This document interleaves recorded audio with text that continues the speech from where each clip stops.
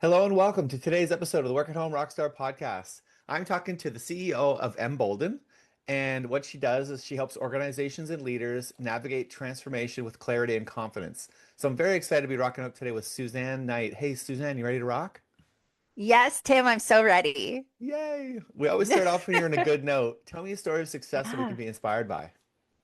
Well, I am so glad to be here. Thank you for having me. So, my good note is around a bit of background. I started my business in Bolden 2.5 years ago, and I had a long corporate and big firm consulting career before that.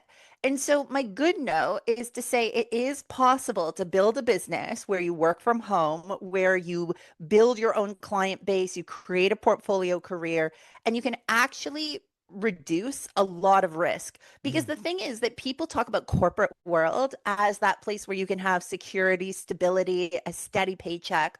But the thing is that for me, I deal with future of work and I have a large network, and so many incredible people have been laid off over the past 5, 6 years. And so that old view of being able to come into a company, spend your whole career working hard, adding value, acting with loyalty and receiving loyalty isn't necessarily the case now. So I say as good note, I've been able to build a business where the momentum, the client relationships, and the low cost base of not investing in an office outside has created security and stability for myself, my family, and my business. wow. Congratulations. Big Thank applause you for that so one. much. That's Well, I, awesome. I wouldn't have been able to tell you 2.5 years ago. I had ambition. I wanted it to happen. But like when you're doing something for the first time, you don't know exactly how it's going to go. And so I actually had some moments, like probably December, when I was looking back at my year and I was planning out 2026. And I had that moment of, I did something good. Like I'm actually proud of myself. And so often as entrepreneurs, we don't take that moment to stop, Mhm. think, reflect, because we're just so busy doing and grinding, which is really how I had been running 2025. But it was that reflection point where I looked and added everything up and like reflected on the incredible clients I worked with and the keynotes I delivered and thought, I did a lot of things and I feel really good about this. That's So thank awesome. you and kudos to you for running your podcast now 11 years. Yeah. That's incredible as well. Yeah, thanks. Thanks so much. Yeah. It's interesting that you say though that the days of the steady stable job are over, and because I think I talk to people about this all the time, and I think everybody kind of knows that, but the actions don't necessarily match what they already know, right? Because Yes. you'll have someone say, "Oh, they'll actually say, well, I can't quit my job. I got that steady paycheck." And then you're like, that's not really all that steady, right? They're like, well, yeah, but like, okay, but It's you know that it's not, deceptive. right? That's the thing. And I'll say, like, there are people who feel like there's a certain level of security because of employment protections. And if they get laid off, they'll have some level of severance. But I'm seeing bigger and bigger gaps between people losing their job and finding the next one. Yeah. Severance runs out. And I'm seeing that consistently. And so I don't think the protections that were there before in an active, healthy labor market where you are on the bench or you have your open to work up and you're immediately getting calls. I'm not seeing that happen the way that it happened before. And I'm also seeing it be very selective where some roles at some levels are very much in demand. Many of them are not. And Yeah. so I think it's really about people taking that own risk profile and saying, with the work I do, the education I have, the experience I have, the market I'm located in, am I in a position where a corporate job gives me stability and security, or would I actually be more stable building a portfolio career, investing in my own learning, being open to gigs or to building even something physical? Like, I'm very much thinking these days about how people should be building something in the real world. Mm, As AI continues to proliferate, I think about something physical, tangible, whether it's a product, whether it's a service like coaching a basketball team, whether it's something where you are adding value, where people are seeing you and connecting. Yeah. That I think will be harder for AI to replace. And as people crave community and connection, having offerings that work in that space are beneficial. And you can have an incredible portfolio career where part of your offering is something, even if it's a side hustle, something in the physical real world that will be future proof. Yeah. Yeah, I agree. Yeah, and I think it's so interesting because I don't know what's going to happen in the next 5 years. Like with this whole AI thing, it's just Yeah. so unknown. It's very, Yes. very interesting what's going on. But you're right. I think that most people are going to end up being like AI trainers or AI users, right? They'll be doing their work with the help of AI. And so I think that I mean, these jobs are not going to like AI can't just work on its own. Like it needs somebody to be moving it forward, right?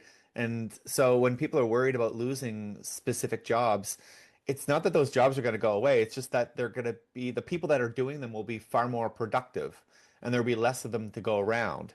But these big companies that are hiring people, they're laying people off because of their employees becoming more productive with AI too.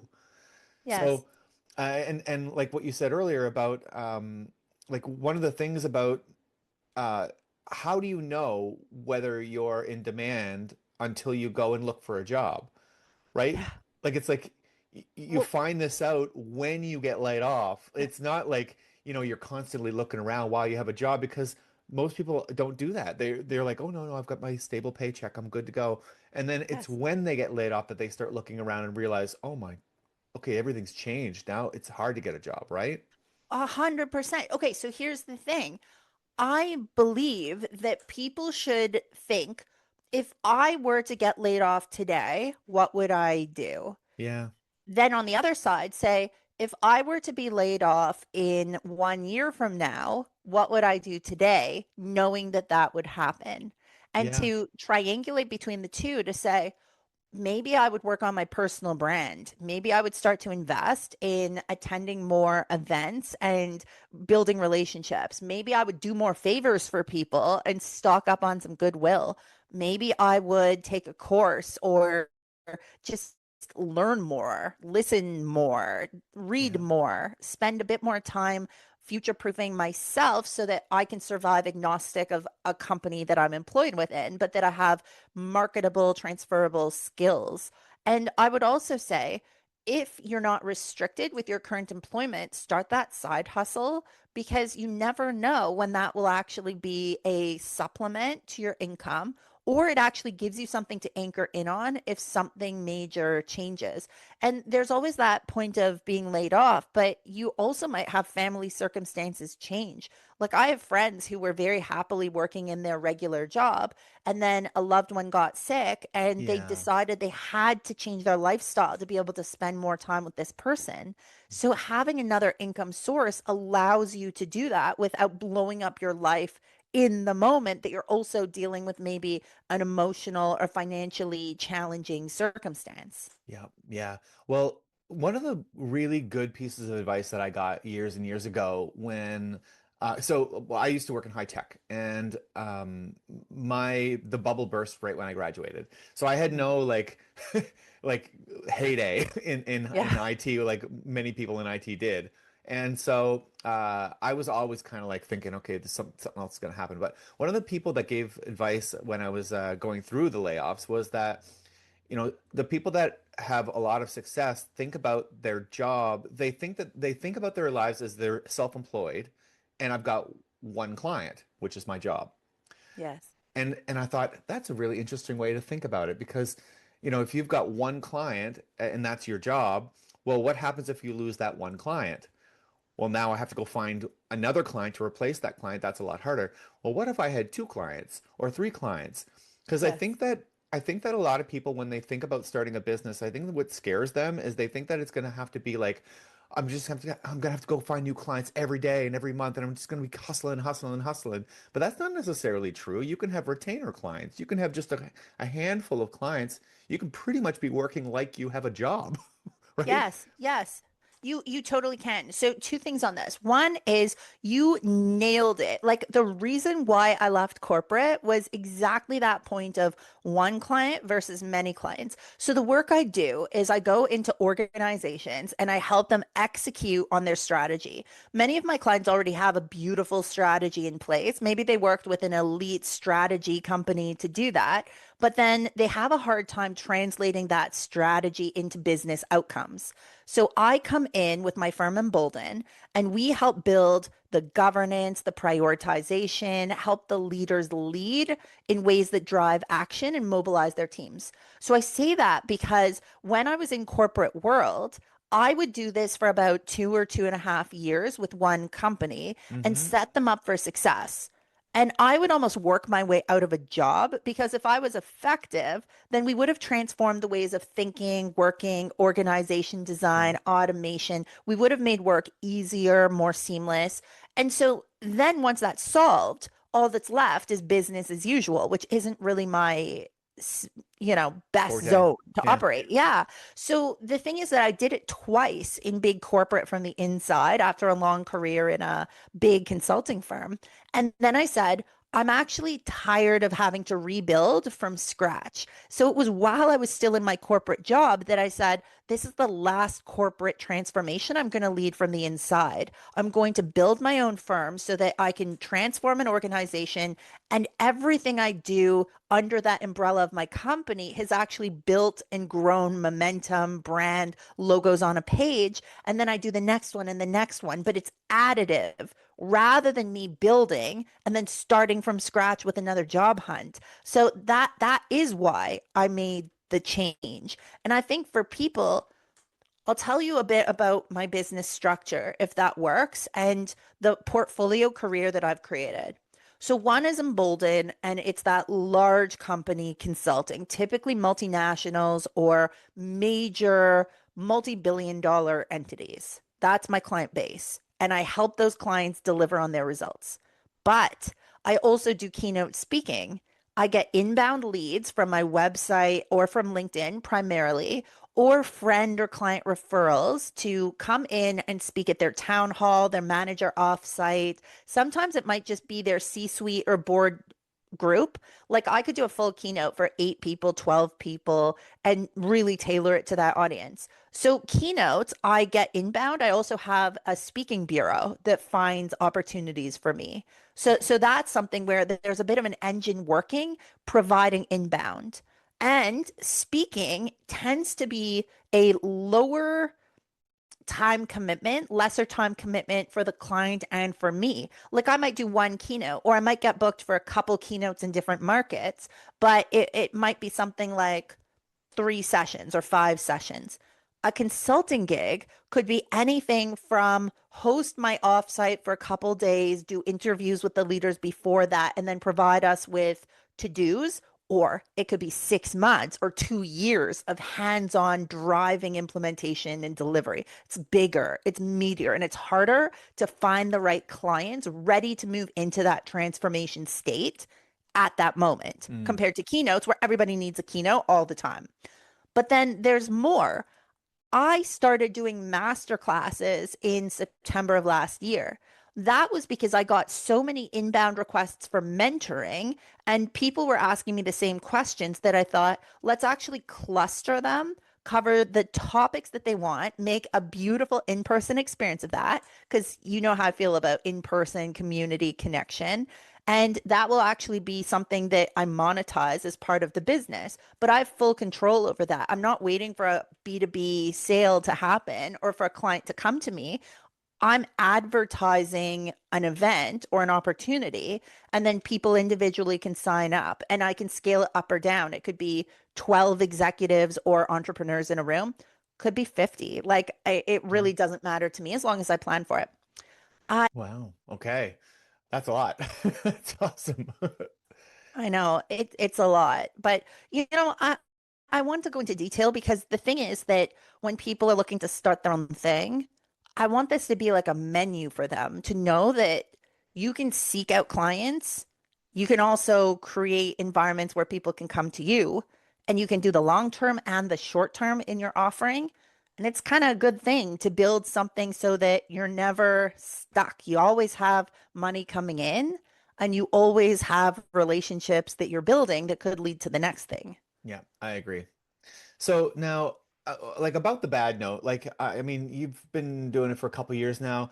I know that that was for me when things started to go poorly. I had to start making Yes. decisions because things do go up and down sometimes in business, right? And I do like to talk about that. I'm wondering, has there been any big mistakes or any big things that happened that wasn't as planned that we can learn from? Sure. So, two things. The first bad note I'll share is the bigger, more emotional one. When Mm, I started the business, I thought that things would start up faster than they did. So I started the company. Nobody knew about it. Took me 2 months to actually get the website up and to start to understand what my own service offerings really would be. And then it took me another 2 months before I landed my first client, and then another month before I started working with them. So, all in all, it was about 5 months from the time I left the corporate world until I started with a client.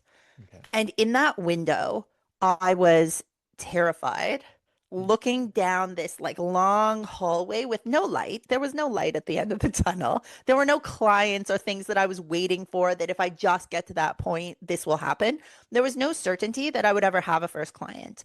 And there was no certainty that I would figure out the business before my finances ran out and Mm, that I would have to make a bigger decision around my lifestyle, my home.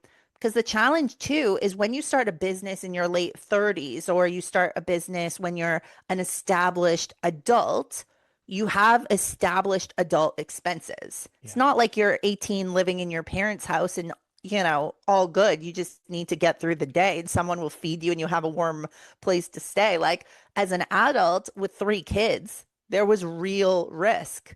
And so I was constantly thinking, what needs to be true to be able to make the money before my savings ran out and I had to make a decision. So that was scary. So, what I would say on that is it can take months for people to realize what you're offering, to even understand that you have made a change and that there is a service that they can procure. And this is where I had no overlap between my corporate work and my entrepreneurial endeavors. I didn't start anything until I was fully free and clear.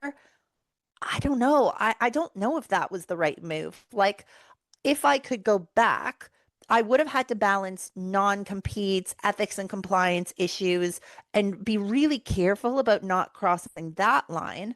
But at the same time, if there was a way that I could have gotten approval to have some non-competitive side hustle so that at least I wouldn't have been leaving a comfortable corporate job and salary in the moment to go to that point of having nothing set up, Mm, I think there probably would have been some middle ground. So I would say explore within, if you're in corporate, thinking of starting your own thing, explore what is available to you, put it out in the open if you're comfortable, or look at the rules, like actually look at the policies and say, can I start a non-competitive side hustle that will give me some level of certainty?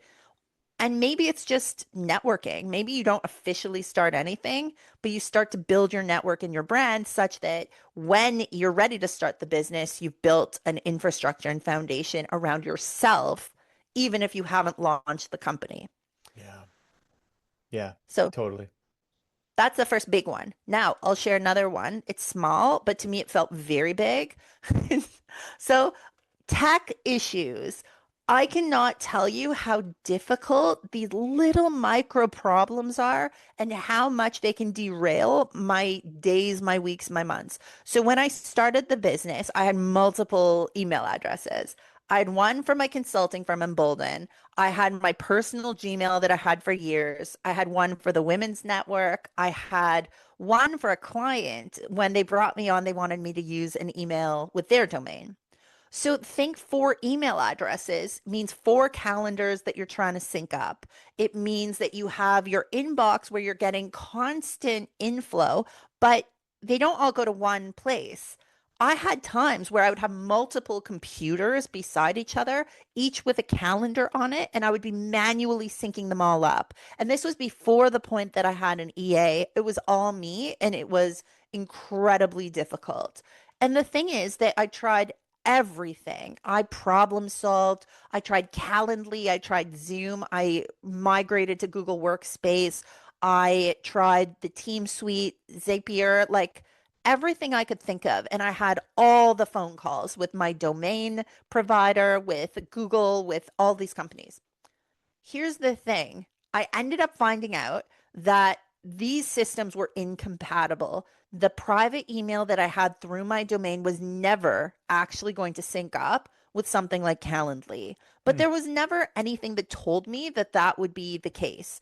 So I look back, it sounds simple. Calendars don't sync. But the practical reality for an entrepreneur trying to build their brand and their business is that when you have double bookings coming in to multiple calendars and you have missed meetings because somebody put something in and you don't get a notification, it can kill your business, your reputation, Yeah. and it is so incredibly stressful. And the time it takes, like, I spent so many days, nights, and weekends trying to problem solve an impossible problem. I'll tell you what I ended up doing. I ended up moving everything to Google Workspace. I ended up saying to clients that I'm not able to use their email addresses, like I have my own. And that also creates separation as a contractor or consultant, Hmm. where it doesn't look like I'm an employee of the company, which is also important. And then the other thing I did is I did get an EA who manages the calendar, and that has been worth its weight in gold. Yeah. So I would say, like, as an entrepreneur, you may not have the capacity and time allocated to deal with the problems that come up. You may not have started with the skill sets to be able to immediately solve those issues, but you will figure it out. You will come to a solution because you have to, because there's no one else to do it. You don't have a tech department, an IT group to do it. You figure it out. And Hmm. while it's hard, eventually you will. Wow, wow. So much to unpack there. Yeah. The first part that you had mentioned, like I had this advice once. It said the best time to build your network was before you need it. Right? Yes. Yes. So I think that that is a really great way to do it. If you do have some sort of like non-compete because you're going into a business that's similar to the business that you're already in, starting to Yes. build that network and starting to network online or even go to your chamber of commerce would be a good way to start that. But I also have heard that, well, in my observation, that it takes about 3 months to build that momentum. So that is, you're right, very stressful. If you've like burned the boats and now you're off on Yes. your own and you've got nothing else, and now you have to wait 3 months for something to start to catch, right? Like that's stressful. How do you know it's gonna catch? Like it might Well, not. this is the thing, and it depends what kind of business you're in. Like, for me, it took 5, 6 months before I got real traction. And, that was a long period of time to be burning through my savings. Other businesses pretend that you're starting a product business and it takes a while to create the design and produce the thing and ship the thing. There could also be a long timeline. Like, it's not just service businesses where you could have a window. And like, when you're starting, and let's say you get to that 3 months or 6 months, that doesn't mean that you're immediately replacing your old income. It just Mhm. means that traction is starting. Could take a year or 2 years, who knows how long, before you're really feeling that pull and, people coming to you for your offerings. For me, I would say it took about 14 months from the time that I decided that I was starting this business and left corporate until the point that I thought, oh, this is good. Like 14 months before I had the big break and I had the big clients and the big pull. And it's not that I didn't have clients before, but it was that I still had some level of anxiety about it and I didn't know where the next client would come from. And then I would be grateful when the next client would come, but it wasn't with certainty. Yeah. At 14 months, I was in a position where I was able to rebuild my savings. And that gave me the confidence and stability that also allowed me to invest in more marketing and a better website and to start exploring SEO and to say I'm going to have a better speaker reel. I'm going to start to dress the part. Like all of that takes money and it takes certainty before you're ready to put money back into the business at that level. So just don't expect it will be quick, but with determination, with the right product market fit, with listening to what the business world and your client base are telling you and pivoting if you have to, you can figure it out and come up with the thing that people are going to want. And it Hmm. could work and it could be financially beneficial, but just don't expect that it is guaranteed to happen Yeah. so soon.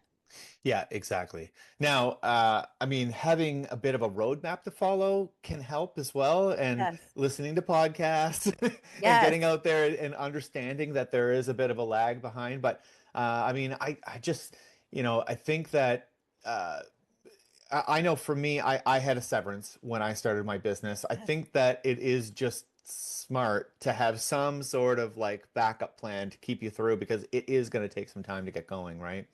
100%. And the thing about the severance is don't underestimate when you're applying for the job and in offer phase of negotiating the severance at that point because you Yeah. go into the corporate world with optimism saying, this is going to be great. I'm going to love Yeah. it. I'll be so good.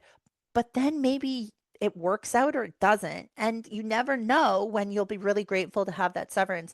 When I was in my corporate world, I never negotiated severance and I should have. And I heard from a friend that she ended up getting a very generous severance that she had negotiated up front because she was employed in an impressive job. She left that job after being headhunted to this new company. And she ended up getting 18 months of fully paid severance that she negotiated in at the beginning. That Hmm. in no way would have been offered to her if she hadn't pushed for it. So I say, if you're still in that corporate cycle, that is something you should negotiate and you should do it. Yeah. Yeah. Now on your tech stuff, so I don't want to take too much time to talk about me, but I'm like one of the things that I do is exactly what you were experienced. I figure out tech problems, I untangle Oh them, my gosh. and I'm like 90% sure I would have been able to figure out your problem. Well, now I know I'm going to call you. Even 2 weeks ago, I had the dumbest problem in the world, also tech that you probably could have solved for me. I Yeah. was in a coffee shop and I was working and reviewing some documents, and my laptop ran out of battery. So I Yep. plugged it in, it turned back on, but here's the issue.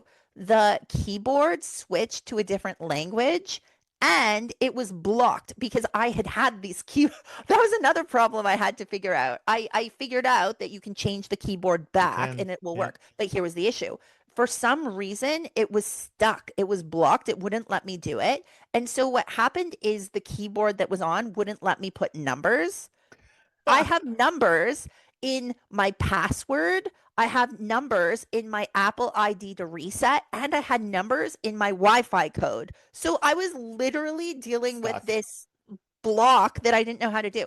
I messed around with it for an hour and a half with Chat GPT on my phone trying to Yeah. figure it out.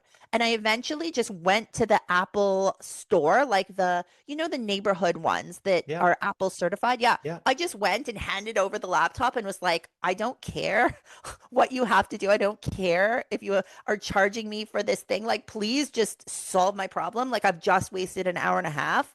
And I am now convinced I am not capable of solving this myself.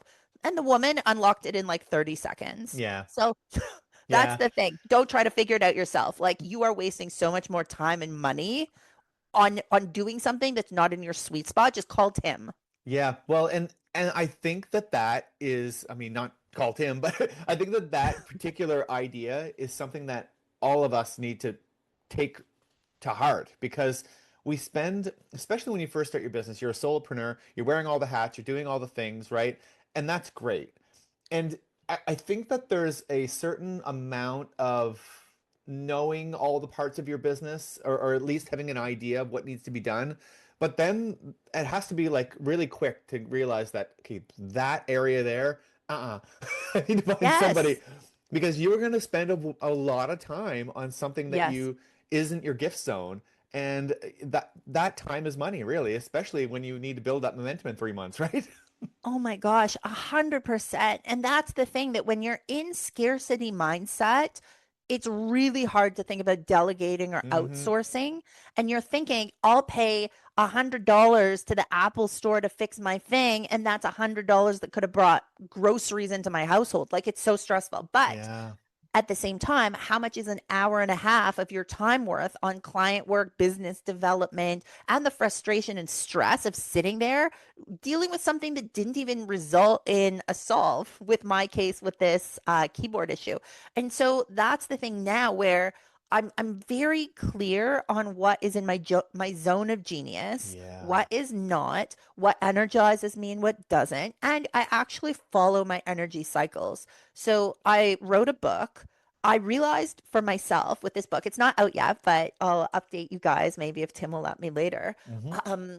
But the thing with the book is I wrote best in mornings and early afternoons. By the time it was evening, I was exhausted. And if I was trying to write, it took me 2 or 3 times longer to produce what was probably subpar delivery. Yeah. And it's the same on the client sides where, like, I will have times that I am my best self, ready to have meetings and engage. And then there will be days where I know I have a big proposal due, or I'm pushing for a delivery date for an actual engagement result. And I know that that is not the time to book unrelated client sessions because my head's going to be somewhere else. Yeah. So I do time blocking and I try to group like work together. Yep. So I'll do a full day of business development or a full day dedicated to a client if I can. And then the other thing is I follow those energy cycles and reflect on it to sometimes say, here's what I did today. Which of these things were in the best window for me? Like, which of these felt good to do and which of these felt draining, exhausting, burdensome, like they really weren't the right fit for the Yeah. time and place that I was working, and then recalibrate. That's great. That really is good. And so, okay, so the benefit that we have by working for ourselves is that Yeah. we don't have to work if we don't want to. Right? Yes. We can Yes. sort of take a day off if we choose to and all that stuff. However, the other part of it is that if you don't work, you don't get paid. So Correct. now when it comes to like doing the things that you don't feel like doing, right? Like Yes. where is that sort of balance where you have to go, you know what, it's got to get done, let's do it anyway, versus let's not do it right now and let's wait till the energy is better. Very good question. So I look at a couple things. So I used to be a solopreneur at the beginning. Now I have a small team. And I also built, this is something I recommend.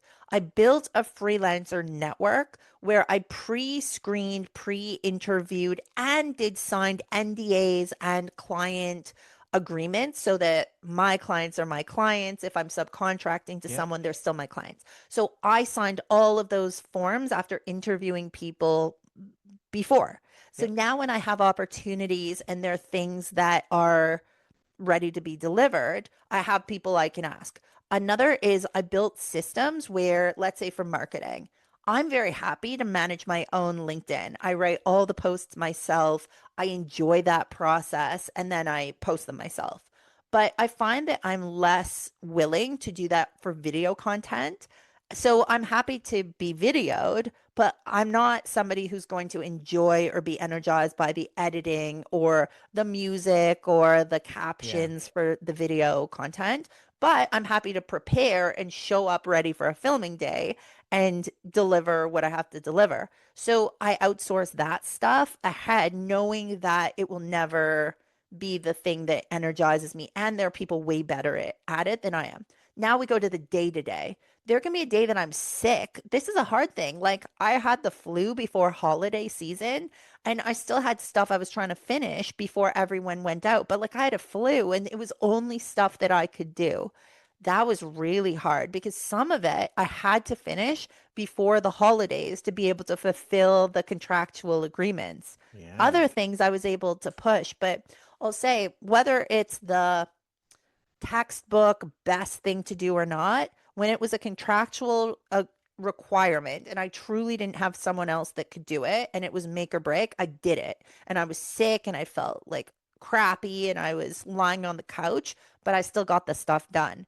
but anything I could push, I pushed. And I have a prioritization scheme with my EA. This is something that is separate from the meetings or client work, but it's actually around when I get inbound leads or when I have opportunities to connect with people or people ask me for mentoring. We do a prioritization around what this call will be or what it means to the business. Right. So, priority one is existing client. That means that they are actively engaged, paying money for services, or that they recently did and could renew, but it's very much tied to active client. Prospect two is like, or priority two is prospect. That means that there is a real potential that they could become clients, but they're not clients today. And so that could be an inbound lead where they are very clear on a scope of work that they want with a legitimate organization that could afford my fees. And I need to speak with them to be able to understand the offering versus the need and broker a deal. So that's priority two. You see, that comes after existing clients. Once someone engages me, they are my world. And then priority two is future prospects. Right.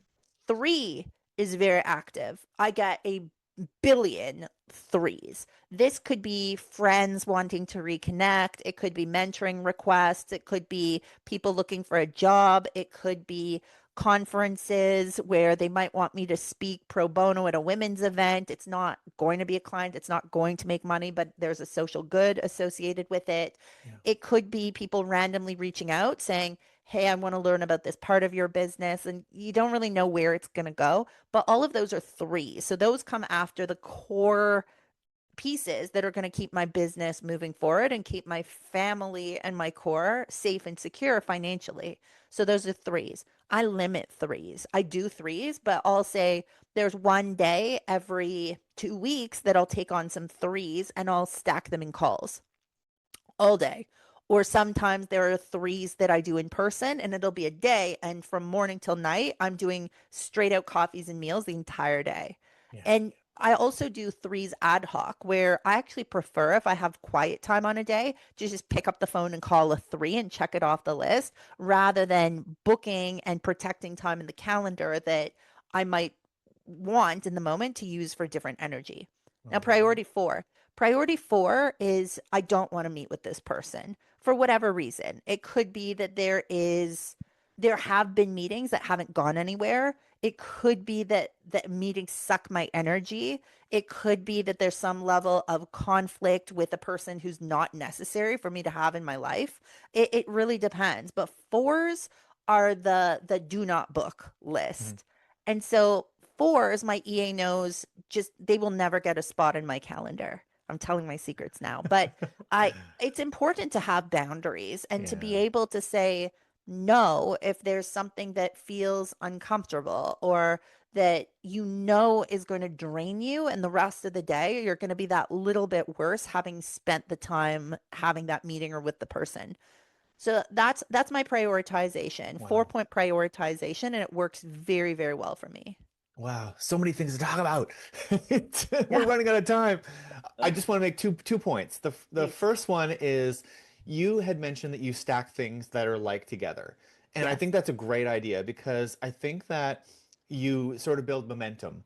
And you know how like, sports players will have like a routine before they go do their event and all that stuff. It like gets them in the mood, right? Yes. And like flipping between task and all that stuff, you have to start over again. So I think that is a great idea for actually making yourself in the mood. Because if you have a couple of especially good ones that Yes. work out Yes. really, really well and like some successes, you check them off the list, now you're feeling good. And like you've just created a good feeling, right? So I think Yes. that that's a really good thing too. And then the second part about your EA, about the band, the people that you have around you, like I think one of the hard parts about I don't know if everybody's like it. I think probably a lot of people feel bad about saying no and about right like Yes. someone says, hey, can I pick your brain for a few minutes, and you're just like it- but you do anyway, right? And it takes your time, but having Yes. that person or even a system that like is in between you and that person, Yes. now like it's so funny how like you can have a rule. Say, hey, I'll only, like you say, I'm not, the fours are not getting any time. Yes. I would bet you if you were in charge of that instead of your EA, a few of those fours would sneak through, They right? they used to. And so that's the thing. Like I had to make firm boundaries with my EA managing that, Hmm. which she manages consistently and manages it better than me. But then I also realized that every yes is a no to something else. Yep. And so every time I said yes to a four, I was saying no to being able to actually do a proposal or to fix my website or to Hmm. go to the gym or make dinner for my kids. And it just wasn't worth it. I actually did a TED talk on this, a TEDx, and it's called The Myth of Doing It All and What to Do Yeah. Instead. And I talk about very specific tactics that I use in my own work and life to maximize productivity and efficiency. So I highly recommend for anyone. Suzanne Knight, The Myth of Doing It All. See TEDx on YouTube, but that's where I talk about every yes is a no. You need to center yourself, your wellness, your engagement in your own life because Yeah. nobody else is going to do it for you. If you don't put up those boundaries, people will take what they can get. It's just human nature, and no one will protect you. Although your EA is a good substitute, Yeah. but you still have to hold firm to the boundaries. Yeah. Well, I mean, a yes, I think, yeah, a yes is like a no to everything else. Yes, Like you've made a choice to do this one thing and you can really only do one thing at a time. I mean, hey, some people say that you can do multitask, but it's really switch tasking. You can it's only do hard. one thing at a Yes, time, right? yes, yes. Unless you create an AI double and then, well, who knows what happens, That's right? it. Why stop at a double? We could create a whole army of me's that would do stuff, Yeah. who knows? That's down the line. But yeah, like I think that that is really important, and I guess maybe the finding out the wording around it. Like I bet you there's some really good wording that you use to make Yes. sure that those fours don't get into your schedule, right? 100%. And so I'll put this offer out to you, Tim, and any listeners here. Send me a note. You can have my contact actually on LinkedIn, Suzanne Knight, and reach out. I will send you my wording. I actually created a document that has the descriptions of each priority and that has a stock response email and protocol for each level that my EA follows. Take it. Like if you message me, I will send it to you, adapt it, make it yours, or just straight copy paste it. But yeah, it's been working for me for the past, let's say, 18 months. And I've gotten progressively more productive as we've improved our operating processes. Oh, I love that. Okay, well, this is a good time to get into your guest solo then. So what's exciting in your Yeah. business right now? So my business right now is pretty hectic in annual planning. I love connecting with leadership teams, and it could be either like the C-suite of an organization, or it could be like one vice president in a domain looking to figure out how they're going to deliver over the rest of the year or the quarter and mobilize their team. So those sessions could be a mix of focus on the work. So, what are we trying to deliver? How does it align to the strategy? How are we measuring success? Who's doing what? And where do those dependencies fall? And where are the risks that could keep us from being successful? The other side of it is often around high performing teams. So, how do we show up as one? How do we keep from having duplication of work or silos? Like, let's actually make work fun, interesting, engaging, support each other's success. And let's actually contract on that in the room, focused on the work. So, those are Mm. things that I've loved doing lately. And I would say from November until end of February, those are quite busy, but then we get to mid-year planning around that June point. And you can rotate or move all of this depending on the company's fiscal year. So that's a great way to engage me or to just chat if you want to bounce some ideas about what it could look like. The other is keynotes. I am so enjoying going in front of whether it's a manager offsite, whether it's an enterprise town hall, a leadership meeting, and talking about a couple things. Never Waste a Good Crisis has been my most popular keynote for a number of years. And it's about, in this context of constant, relentless change, how do we build a path forward when we don't exactly know where we're going to go. And for leaders and managers, how do you guide a team and keep them engaged and feeling good and well and productive when you don't exactly have that path ahead of you to guide them to? You're figuring it out along the way. So there's a certain bit of resilience that I talk about there in growth mindset. And then over the past 6 months, a very popular topic I've been discussing is a lot of, Tim, what we've been talking about here, creating more time, finding ways to be more efficient. I talk about this in my TEDx, The Myth of Doing It All, but I've translated it for a corporate or government or conference audience to be able to say, using the best of lean, agile, and the lessons that I learned driving corporate transformations with 80 clients in 14 countries. Here are the specific tactics that you can employ, whether you are a solopreneur, whether you're trying to live your best life with your family, whether you're a corporate leader. These are the specific things that anyone can employ for zero cost, Hmm. just a little bit of willingness to test and learn. Wow. Okay. Wow. You got a lot of stuff on the go, and you're a great Yeah. speaker. So I bet you those TEDx's are awesome. Thanks, Tim. I'm wondering, like, so who would be the person that would get the most out of working with you? So the person who would get the most out of working with me on the event side, typically I would be booked by a chief people officer, a head of events, someone in corporate affairs, or even an executive looking to inspire and motivate their team. Right. And then on the consulting side, it's typically corporate. It's typically anyone in a large organization looking to live and work better. But if you are based really anywhere and you're looking to participate in one of the workshops or master classes that I host, I do them about 4 times a year. It's not something I offer all the time, but I'll do them some in person in Toronto, some of them virtual, and anyone around the world can participate. And that actually gets a lot of entrepreneurs. So I would love to have any of you there. Connect with me on LinkedIn, Suzanne Knight, or my website, suzanneknight.com, and you can sign up for my email list. I handwrite all my emails. I do typically 1 or 2 a week, and they're a mix of tips. I'll do templates. Let's say I create something for a conference or a keynote, and it's something that I think will be useful. I Hmm. typically give it out for free on the list. And then sometimes it's just storytelling. Like I might tell the story of that annoying keyboard lock situation.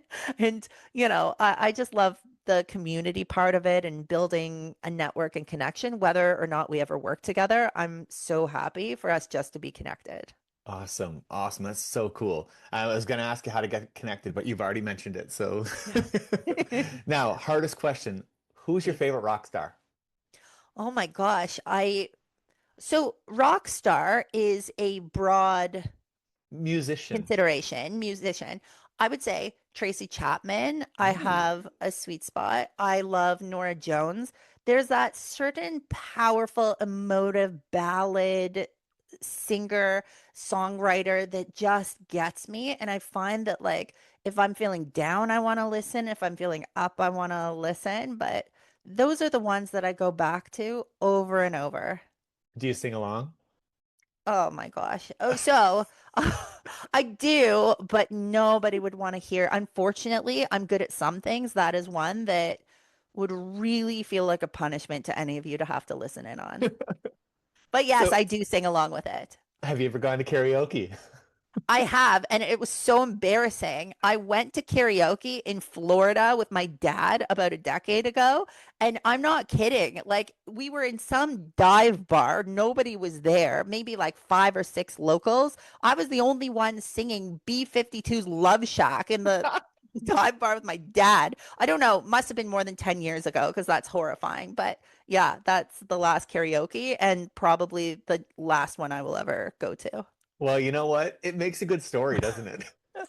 Yeah, and I never told it before. So kudos to you, Tim, for getting that secret Awesome. out of me. Awesome. Maybe it'll make it into one of your your TED Talks at one point. Let's hope not. But yeah, this was enough. I disclosed it once. That's enough. Awesome. Well, thank you so much for rocking out with me today, Suzanne. This has been a lot of fun. Well, it was wonderful, Tim. Thank you so much for having me. It was a joy. Awesome. To the listeners, make sure you go to workathomerockstar.com for more information, and we'll see you next time on the Work at Home Rockstar podcast.